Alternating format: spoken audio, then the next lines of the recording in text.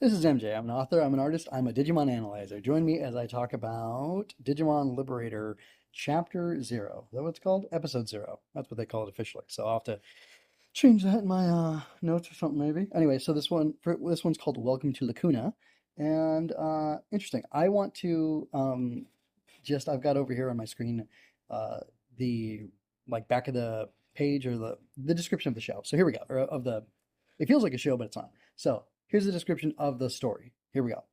Shoto Kazuma, a boy who has never been able to win at card games because of his habit of giving up on things easily, enters the immersive world of Digimon Liberator through the invitation of his childhood friend, Arisa Kinosaki. The game allows players to engage in highly realistic card battles. At first, Shoto is hesitant towards it, but through his engrossing encounters with the Digimon there, he becomes a fan of the game. This is a story about Digimon and the world. What does that mean? I don't know. Does that have you hooked? I'm not sure. Honestly, probably what hooked me is the visuals, because there's some great key visuals, I think is what they call them here, and it's interesting. At the end of the chapter, so I'm looking at it, but I'm gonna talk about it as if well. There we go. So I didn't make any notes on this because I read it. It's pretty short. It's pretty straightforward-ish, maybe. So I'm just going to go through and check things out and talk about it. So, the very top image of it it's fantastic. There's just like a great visual feel to it. I mean, it doesn't really feel like Digimon yet. As far as certain elements of it do feel like Digimon. But it's a visual medium, and it doesn't quite look like any of the anime, which is fine. They're doing their own thing, I guess, and it works for me. It looks pretty cool. Um, it's interesting that this guy like never wins at card games, but he watches people play. But I guess I've quit games before and then like watched a let's play of it, so that's kind of interesting.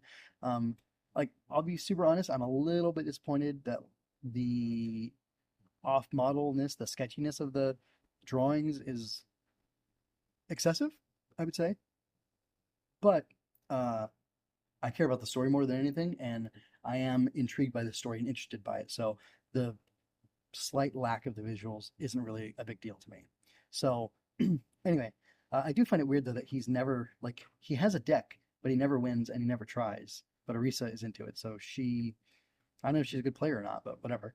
Um, so we see like this very enigmatic, this like clips of a battle, and it's over, and he's all upset, and that's interesting. It's weird that he's like not a like huge winner, but that gives him room for growth, which is good, um, which is really good, and sorry, I think that's interesting. I like his character design. That's good. I like Arisa's character design too. They go well together. It's like a kind of it's a cool look.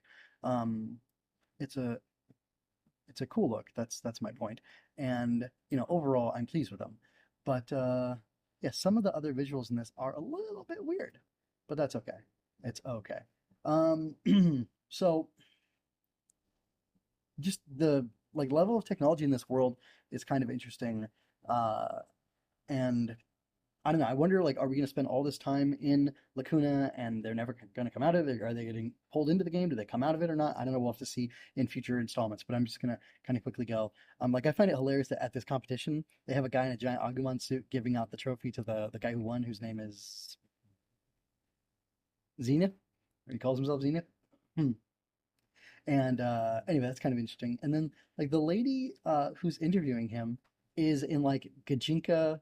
Um, do people know what that is anymore? She's in like Gajinka Gatomon or Tailmon or whatever they call her cosplay, and her microphone that she's using looks very much like the Digivice from Fusion. I don't know what that one's called, Crossloader or something like that. Maybe I think it's a Crossloader. Anyway, and it's Cross Wars is what I'm really talking about, right? Um, so let me see if I can look at Digivice. Do I use Cross Wars? Looks like. When I put up Cross Wars, yeah. Bandai Namco, yep, Cross Wars Loader. Yeah, that's almost like I'm pretty sure the microphone is meant to look like that. So that's cool. Like people who love Digimon, and I haven't watched Cross Wars. I watched the first episode or two of the dub that Neo Saban did, and it was horrible. Anyway, so Mikey. Anyway, So yeah, not cool on that end, but like it's cool. Like obviously, that like whoever the artist is here, he probably put that in on his own, and it's like he's clearly a big Digimon fan. Could be a lady. I don't know who the artist is. Sorry. I think that Digimon card game, the company that's putting this out, like they're obscuring some of who's working on it. But I'm sure if I look hard enough, I'd be able to find who it is. But I don't know any webtoons authors. I don't know a bunch of manga cod today, so I couldn't really tell you who it is or anything about them. Um, but I find it interesting that Shoto is 19 years old. That's a pretty old uh, protagonist for Digimon. We haven't had a lot of that. Yes, Digimon Sabers, but I didn't see it, so I don't know anything about it. Gosh, leave me alone. I can't say. Um, there's a dumb detail. Like I'm not trying to nitpick this because I do like it overall. Like he's got a incoming call notification on his phone and it says ARI. It looks like an S. And like I don't know if he's pretending he doesn't know that it's Arisa on the phone. It's like, oh, it's just you. What do you mean just you? Her response. And like I don't know. Like it's a cute, fun interaction, but like, is he messing around with her? What's going on? Apparently she's 17, so they've been childhood friends for I don't know how long, and she's 2 years younger than them. Like, do their families know each other? Because usually from my experience, kids are segregated in school by their ages, and therefore they're separated from each other and they don't really interact. So, like, why is he hanging out with her? Um, but I still think it's cool. He's 19, she's 17. She's more into Digimon than he is, maybe. Huh, I'm just noticing a book on her thing, Health and Medicines, and then some sort of dictionary or something like that up in her room. But like, I don't know, they both look like they're, affluent, nerdy, like gamer, streamer type people with like nice computer setups and things like that. So it's kind of interesting, or at least her stuff looks a lot nicer than his, which I'm not sure we get a good view of in chapter one or part one of episode 0. Um, but anyway, it's interesting that I don't know. He's kind of like it's funny. He says like he's not really into Digimon Liberator or whatever, but he's got a magazine on it, and it looks like he already has it there because you can see his toes in the picture. So it's like it's in his room, but then somehow he's not into it, and then she drags him off to go there. So it's funny like this mall that there's like nobody else there, and they're getting to this pod or whatever, this translation another life engine pod thing with a VR. It looks like the thing from Duel Monsters, the like off-season filler arc Duel Monsters where they go into the game world that Kaiba made. It looks very much like that and it feels like that, and it's pretty cool. Like they have to put the Digimon cards in there to activate it, and of course it reads the deck, and then whatever happens. And like we, other than seeing the visuals and him telling us that like, oh, this is how I got into this game, that like changed the course of my life or whatever, like we don't really know what else is going on. So it's a very mysterious beginning. So there's a lot of I'm a writer, like I say. So what you want to do at the beginning of the story is hook people, and one of the ways you hook people is by presenting a presenting a silent question. So the question is never stated in the narrative, but in reading it, you say, well, what happened? Where are they? Are they sucked into the game world? Are they stuck there? I love too that as he's entering it, it looks like he's falling into it, which is reminiscent of the opening of it's a little bit in the Japanese opening of like I think for some reason. Well, hold on. I haven't looked at the original Japanese opening for Digimon Adventure, but 2020 it just shows Tai falling into the world, tumbling over, and in the Digimon dub um, that I have from when I was a kid, it's all 7 of the kids falling in, falling through the sky or through the ocean or whatever into the digital world, and we get something very similar here with him. And then he lands, he like screams and screams until he finally lands, football, and it looks like it was gonna hurt him, but it apparently didn't. And then he and Arisa are there, and just like it's weird how like the cards are in front of them, and like I don't understand how this whole card thing is gonna work. And like I had Digimon cards, collectible or TCG cards as a kid, and I kept them for a long time just because they were so cool. I love the artwork, but like I never played it. I haven't really played with it, and I don't know how they're gonna show the card game being played in this manga or webtoon or whatever. But it should be interesting. Like I don't know, like her Digimon looks really weird, and it's like kind of ugly and hideous, and I don't understand what's going on with it. I think it's her Digimon, this like mole one with these crazy paws and like a little construction hat on. It's kind of cute, but cute in the ugly Digimon kind of way.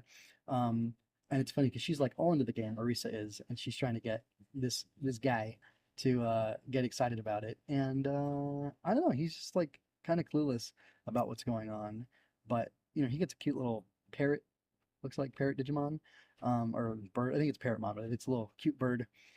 Pretty adorable.